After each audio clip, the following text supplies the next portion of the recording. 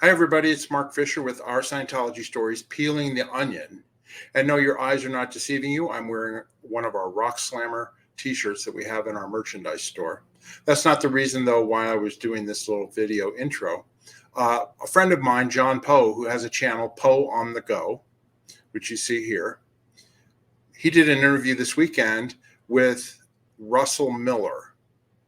Russell Miller is the author of Barefaced Messiah, the definitive biography on L. Ron Hubbard. And he's a UK journalist. He's from the United Kingdom. He's written several biographies, and he wrote a great book about L. Ron Hubbard, and I highly recommend it to people. Anyway, I streamed into John's show, and I went on to tell Russell how much his book meant to me and to thank him for it. And you're going to see that clip right now on our channel.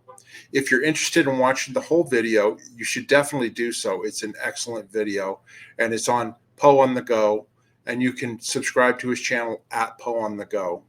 But we hope that you enjoy the video, and what follows now is going to be me on that channel, and you'll be able to see my short section of it.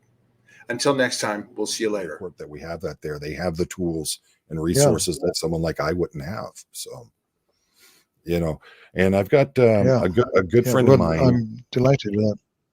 Excellent. I've got a good friend of mine who is a former Scientologist, and he has a channel. He's a great guy. He's one of, was there during the early days of the Sea Org and how it was coming up.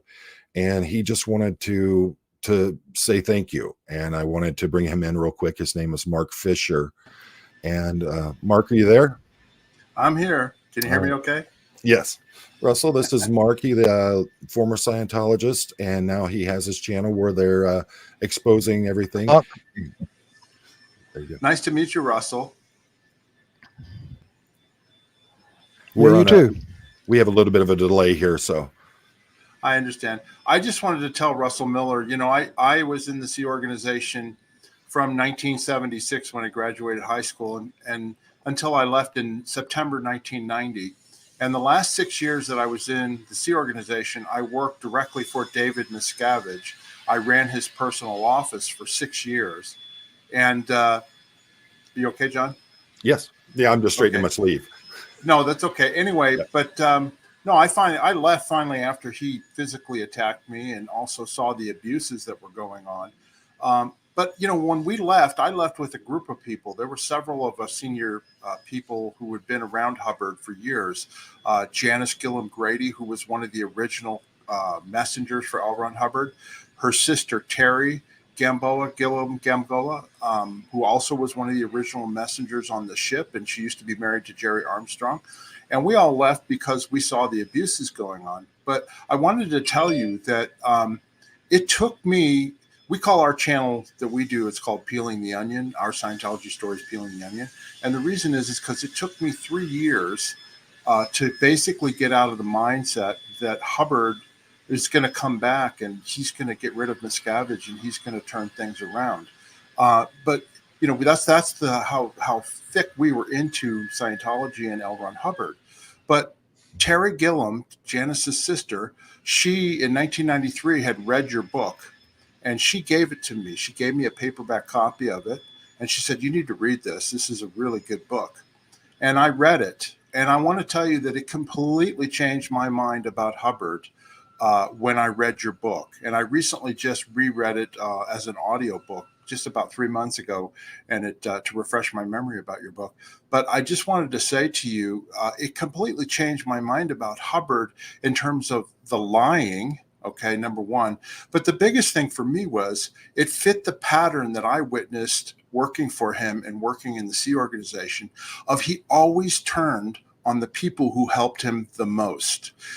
In other words, you told stories in the 1950s that I had no idea about I think, Don Purcell or some of the people that really helped him, and the guy who helped Matheson, who set up the E-meter and all that, how they would Hubbard, he would then turn on them.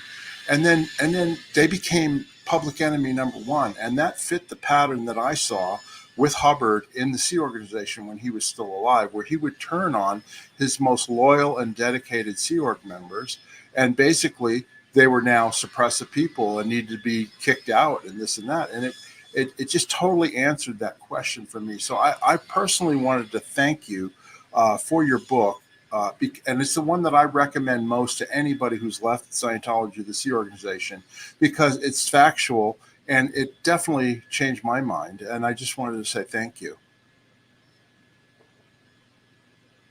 Well, that's nice of you, Mark. I'm delighted that you feel that way.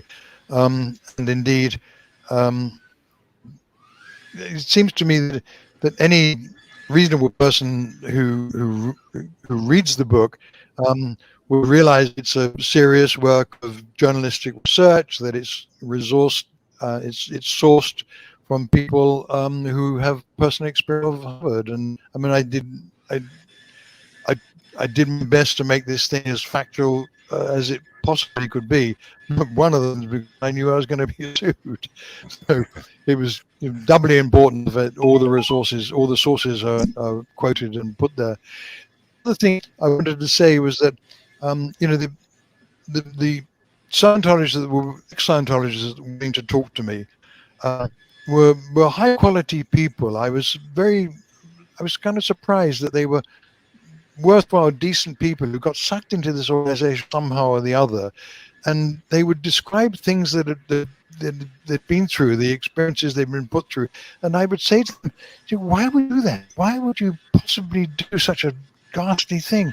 And they would shake their heads. They would think about it, shake their heads, and say, "I don't know, I don't know." And I was amazed that that these intelligent, connected people who somehow got involved in this organization were made to witness or take part in ridiculous things. I mean, awful, horrible things. But and they couldn't explain why. And I think it's an indicative of the way a cult operates. After when I announced that you were going to be on my channel, I'll have to forward them to you. I got so many messages from people saying how much you have influenced them and how important your book is. And I think Mark is an excellent representation of that. I know that when you started it, that your goal was to basically expose what was really going on. But I just want you to know how important this book has been to so many people. And it's been a real eye-opener, and it's helped a lot of people become grounded after being in this horrible cult for so long. Yeah, I wanted to add to that too. Russell, one of the reasons that I loved your book, is because you are a serious journalist, okay? You didn't come at it from a point of view. I mean, there's a lot of channels, there's a lot of people that come out and just attack Scientologists over their beliefs, okay?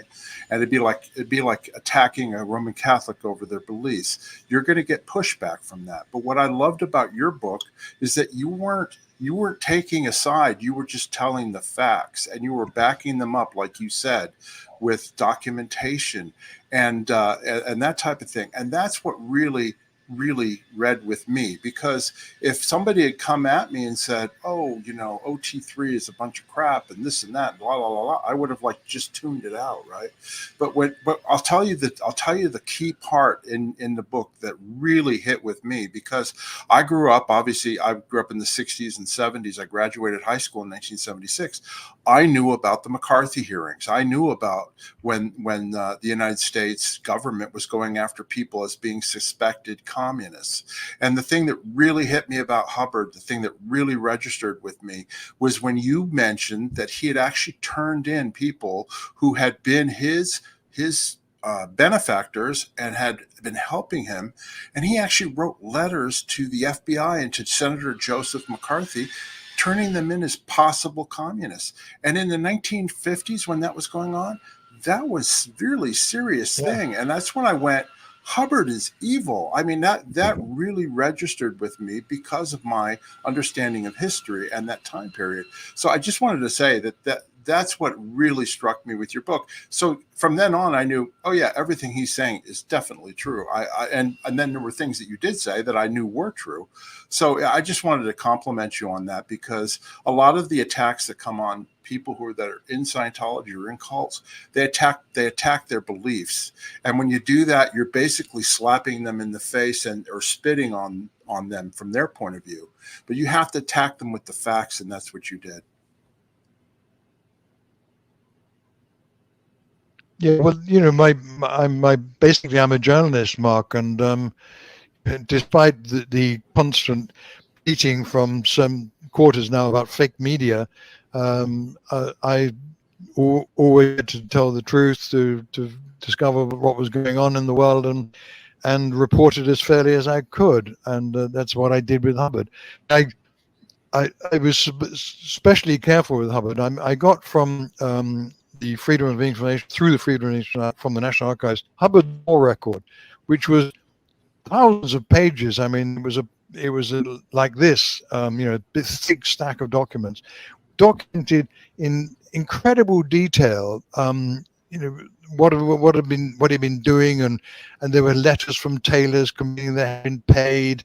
There were courts of inquiry. There were people saying that this officer is completely unsuitable for command, etc., etc., etc.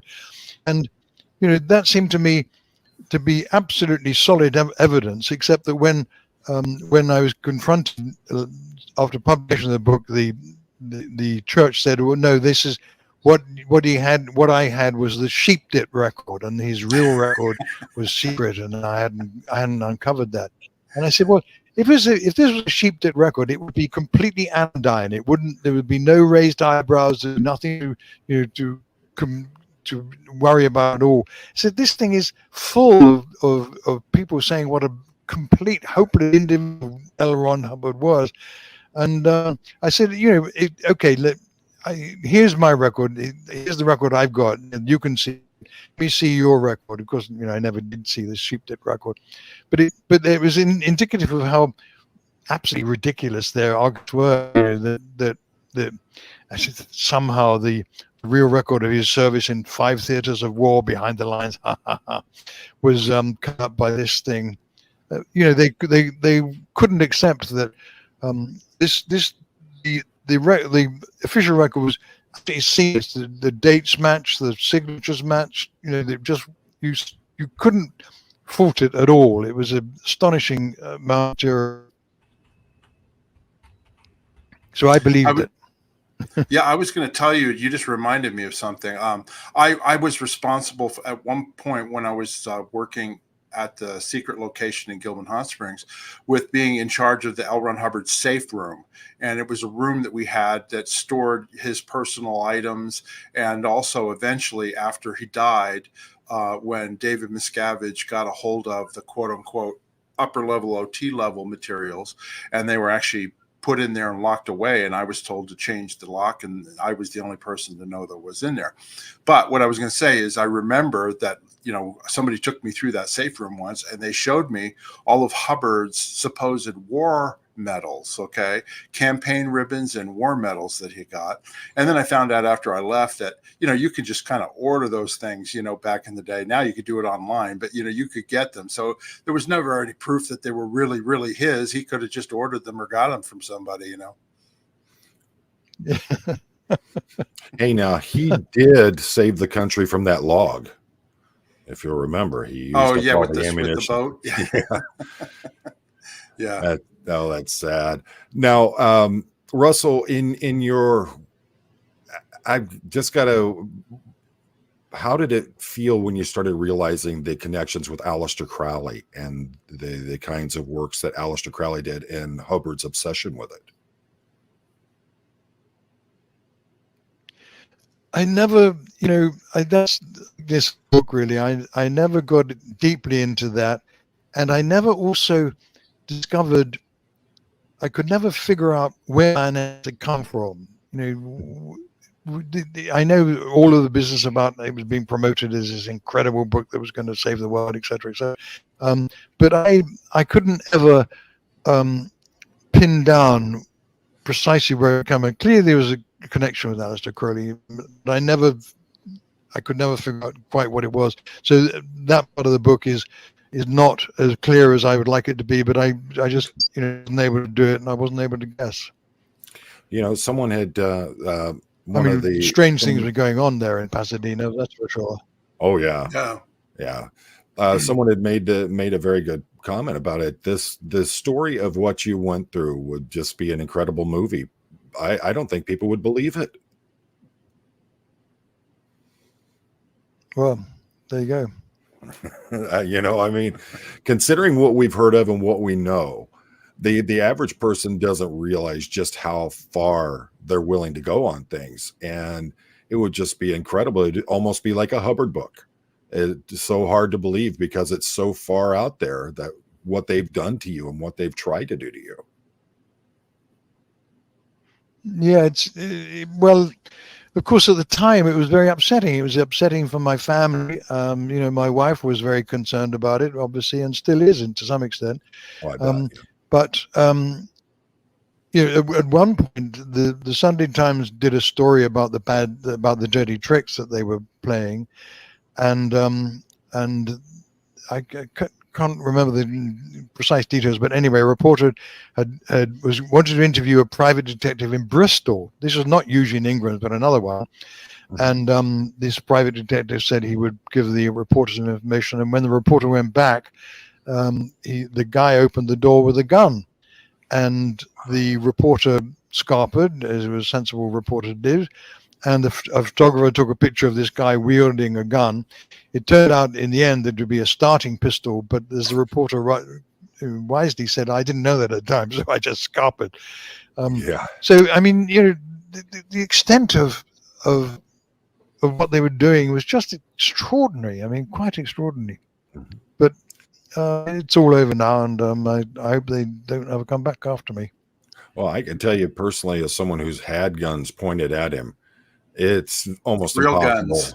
Yeah, it's almost impossible to tell the difference between a real gun and a fake gun. So I can understand him ducking and running on that. It's, I've had people point them at me, and I always assume it's a real gun.